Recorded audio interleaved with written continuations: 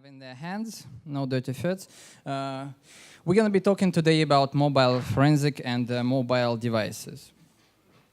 So one of the challenges that we have in digital forensic is getting data from the mobile devices, and that's very valuable information. It's valuable information for us because people feel that information which is on their mobile devices is much more protected, so they're much more free in discussing public, private, and maybe not so legal matters via phone and via messenger and so on. The problem is we're not the only ones out there. There are also bad guys who try to get the access to the data, and the phone manufacturers have done pretty good steps to make sure that neither us, which we are the good guys, of course, in the forensic, because we fight fraud, corruption, and other bad things. So the phone manufacturers made sure that the life of us and life of the bad guys is really, really hard.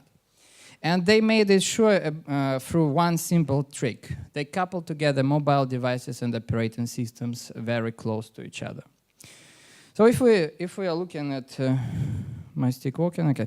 So if we're looking actually at mobile operating systems, well, no surprise, there are two main ones, which is Android and iOS, and we're going to be talking today about those exclusively. Who of you actually has a Windows phone? Nobody? Good. So you all have a job. Okay, good. So somebody is looking for a job? No, okay. So okay, fair enough. So let's look actually at the differences between the mobile forensic and the computer forensic, the classic ones. So first of all, when we do the computer forensic, our main goal is to make sure that in a court we can prove that the data has not been modified.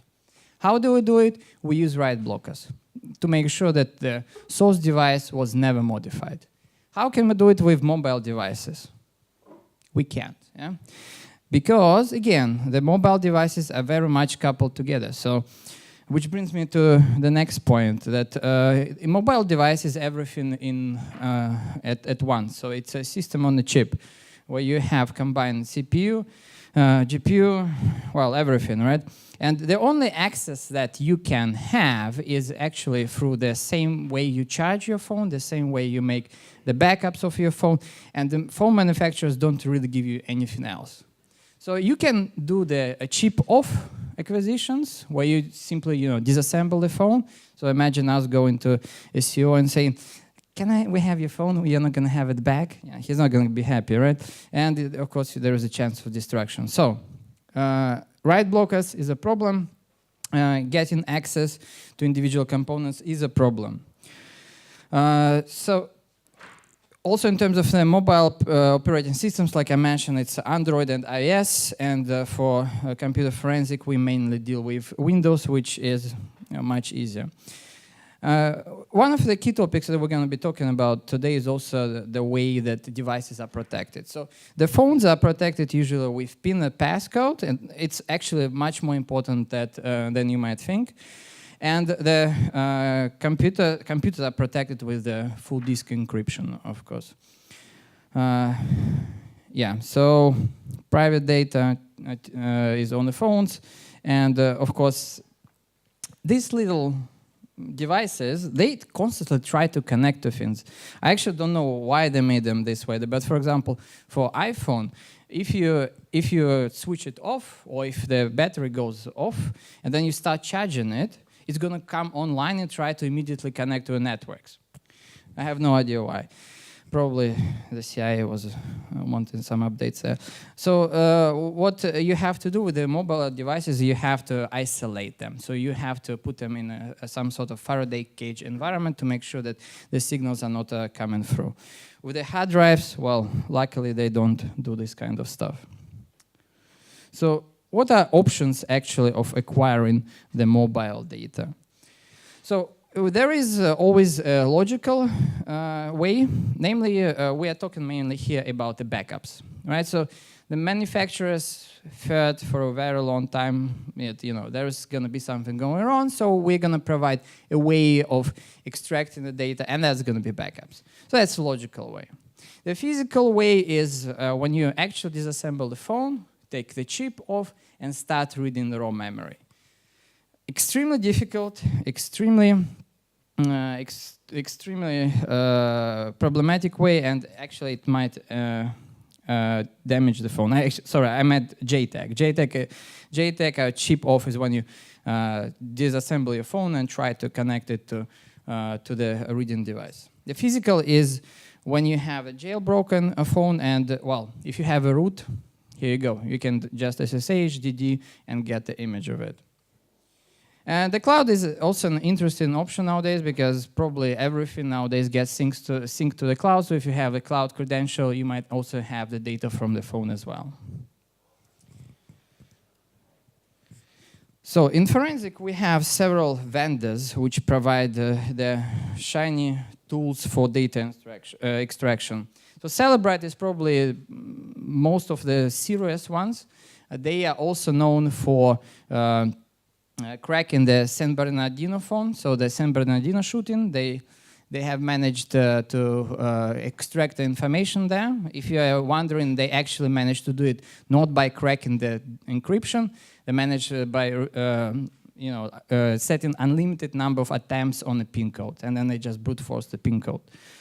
But they didn't really say how they did it. Then there's Oxygen, Forensic, and XRY.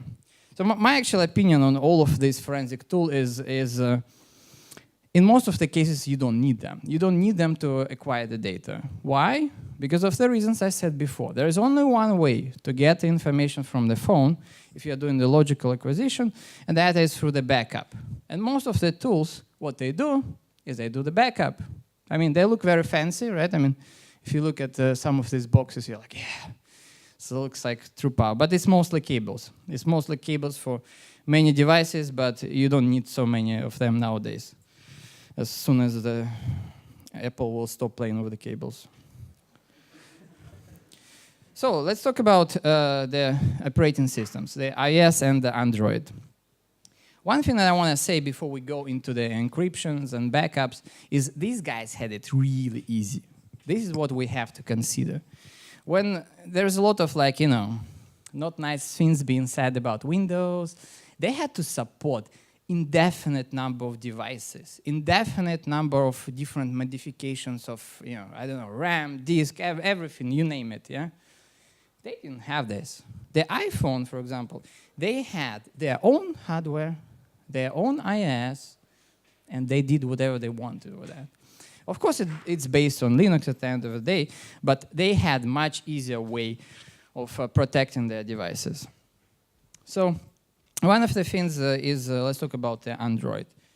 The Android introduced the full disk encryption since version 4.4. I still sigh when I see these names, KitKat and Pi. Jesus. Okay. So they have introduced a full disk encryption since 4.4. So what it means, effectively, is even if you manage to get the data from the phone, it's anyways encrypted. Yeah. So that was not good enough, because they're good developers, so they stored the key in a data partition, which made the decryption actually possible. So they waited for version 5 to fix it, and they introduced a new encryption in Android 5. And since Android 6, they said, okay, you know what? We see it as a problem. It has to be mandatory for everybody. Yeah? So they made the encryption mandatory across all the devices. And well, then it even got a little bit worse from that point on, when they enabled the file-based encryption and metadata encryption, which I'm going to explain later, which added even more security to the phones. So what is the difference between full disk and file-based encryption, for example, for Android? So the full disk is, you cannot read any information from the disk unless you fully decrypt it. The problem with that is if you boot the phone, you need to decrypt the whole disk, otherwise you're not getting in, right? So that's kind of a problem, right? We want to boot to the phone, and we want to just enter the PIN code once we are there.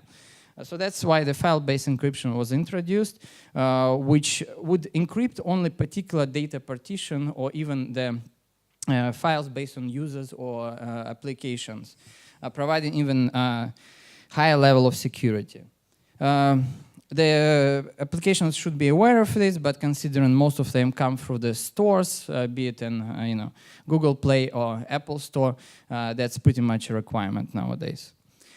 And now you even have like multiple keys that you would have to go through. iOS is not actually any different from that. The only thing is they played much harder with the hardware keys. So you have several keys to decrypt a single file. So de facto, and they introduced it, by the way, very early, since iPhone 3G. I'm not sure since which version the passcode became obligatory, or if it's still. But the point is, once you enable the passcode, you have the file-based encryption enabled by default. So they have the hardware key, they have the passcode key, and together they comprise the class key, which is then used for file metadata decryption. And all of this is also stored in a special non-storage to make sure that nobody can read it. Yeah, I mean you can read then so to speak offline more about the encryption mechanism of iOS and Android. But I'm going to make it very clear and very simple. No freaking chance, yeah? So there is no chance that nowadays you're going to just get an iOS or Android device and you're going to be like, huh? It's easy for me to get access to data and easy to extract it. Well, for us it's not good enough, right? So what are the options? Let's look at iTunes backups. So iTunes backups create a copy of your phone. They contain a lot of information, but they don't contain everything, of course. So our goal is, of course, to get the data from these backups. But it's also encrypted. So the iTunes backups are actually pretty well protected. Pre-iOS 10, it's a bit less. After iOS 10, it's a little bit more. But still, it gives a pretty good level of protection for the devices. Since version 10, they have now the SHA-256, which de facto encrypts the manifest plist, which is a file which contains all information for de facto decrypting the backup itself. And considering what they're doing is they also use the salt. So that means that if you want to rainbow it, not going to work. They use gazillion of encryption iterations, so it's an intensive operation to run, so it's pretty difficult. But let's give it a try, right? So let's try to decrypt the iTunes backup. And the funny enough that a lot of tools actually support that, right? For example, the Hashcat, which is free and available, would support the decryption of iTunes. So this is where you can find the iTunes backup on your computer. And once you look at a hex view of this, you can start getting information such as the key, salt, and number of iterations from the system, right? So I'm going to skip couple of parts of this. So here you can see the key being extracted, and you also see the length of the key and iterations and the salt. Once you extract this information in hex, you can check what the current version of Hashcat supports, which would be there are two versions. One is prior to iOS 10, and another one is after iOS 10. And perform the decryption according to that, right? So let's do it on CPU and let it run for a while. Yes, yes, it's called Forensic Swag. Thank you, Thomas. And at the end of the day, run it, very hard to run it, and we get the password. Nice. The password is 1, 2, 3, 4. Huh? Was it easy, guys? Was it easy? No, it wasn't, right? One thing that I want to show in this regard, before actually you start throwing tomatoes at me for the easy password, is the difference between the open source tools and commercial tools when it comes to the forensics. So with the Hashcat, we had to manually do a lot of things, right? And usually we don't have this time. So for example, this is an example of cracking the exactly same iTunes backup with the tool called Passware, which also runs on CUDA GPU, and you can actually define quite a lot of combined attacks there and just running straight out of the box. So if that demo took like, what, 5 minutes to run, this one runs in less than a minute, and well, you have a password of 1, 2, 3, 4. Congratulations. So that should be the end of my presentation, right? No, it's not. The reason why it's actually not the end of my presentation is that all the screen works? Okay, fine. The reason why it's not the end is because in reality, of course, people don't use the passwords as 1, 2, 3, 4. Or if they do, then they deserve to be hacked. So people use quite I wouldn't say super complex passwords, but long enough considering the speed of decryption to give us troubles.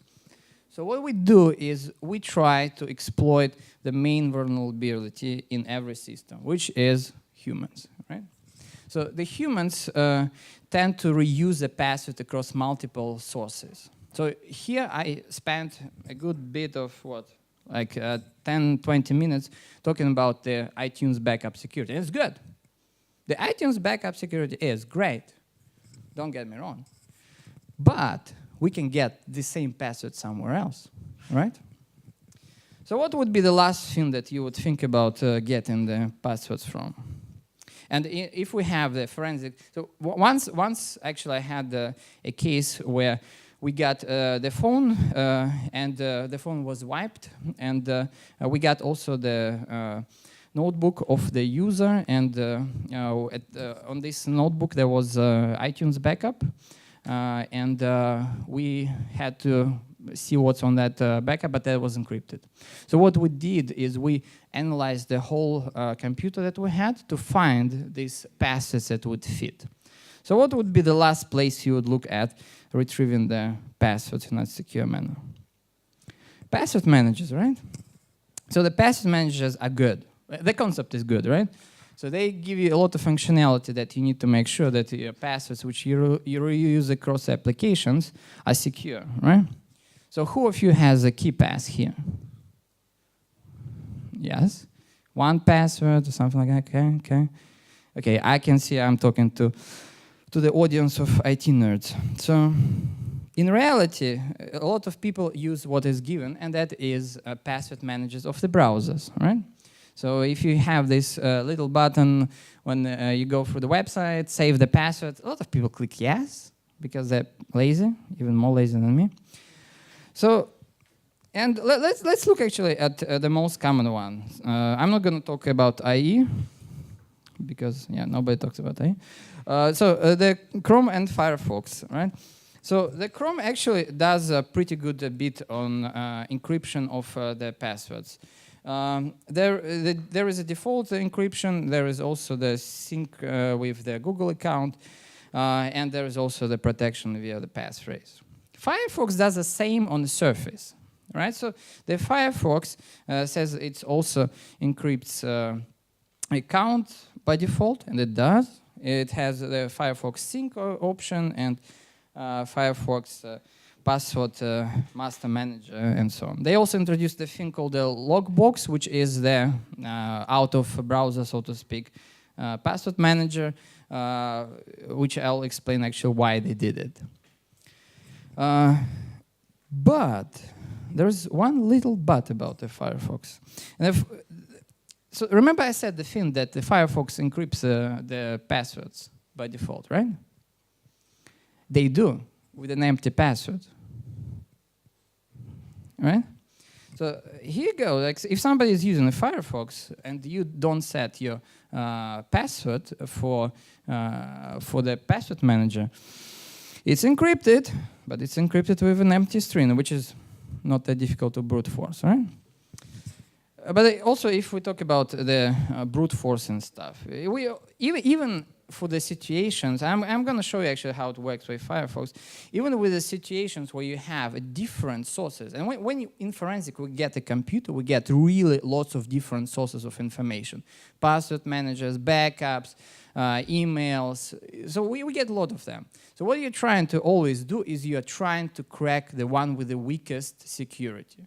So you don't have to go and say, you know, iTunes backup, I'm going to do it. No, you know, people are going to reuse it. They're going to reuse the password across different systems, so you have to find the weakest spot. So one thing that was done by, you know, Chrome browser security attack lead, he said once that the only strong permission boundary for passwords is operating system user account, right? So, and that's true. That is absolutely true. So if you are storing your password somewhere outside of what Windows or Linux provide, you have a problem. And Chrome did it. So did Firefox, a bit. So this is how Firefox bugs looks from 9 years ago, right? So they say that the default iteration count is just 1, and that de facto the password is set to 0 or to an empty string. That was 9 years ago. And the Firefox got relaunched, right, with a new Rust engine and everything is nice and glory. And no, so they still didn't fix it. They still didn't fix that part.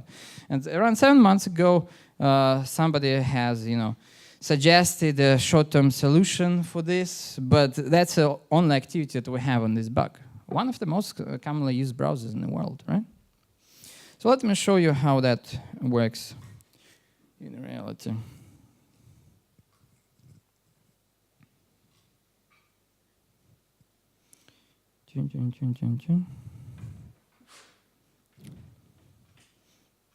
Also, very short demo.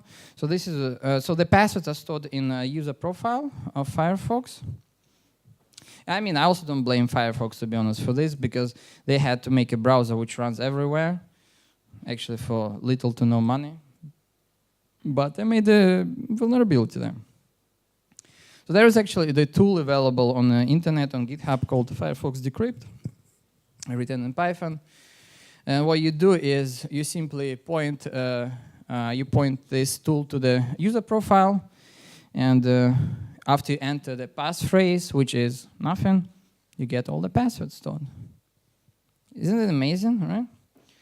So my message here, actually, that I want to transmit to you is, yes, you can have the most secure encrypted iTunes backups, right? But if you have a vulnerability somewhere else, a weak spot in human interaction, use it. If you see that the person uses Firefox, go for it. If you feel that this user would store the information somewhere in a text file, go for it. If you see that they're using email to communicate with IT administrator, search for the passwords. You don't have to crack through the bloody iTunes backup. So, yeah, once we do that, we then can try this password for the iTunes backup, right? So we're going to import the whole iTunes backup. We're going to try different passphrases. Some of them going to work, some of them not going to work. And eventually we're going to find the right one, right? And from the phones, we will be able to extract quite a lot of information about user behavior. So, for example, you know, we will be able to see. Where's the funny picture? So we will be able to read the messages. We will be able to see the, well, for some versions, probably WhatsApp chats. We will be able to see your Tinder messages as well. Not that we care about that.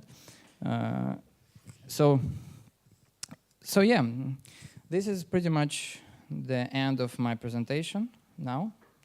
And the message that I want you to leave with is the phones present for forensic and for security community a huge challenge. But there are many ways, there are many classical ways of going around this very well-fed, very secure systems to get the information that you want. Thank you very much, and I'm looking for the questions.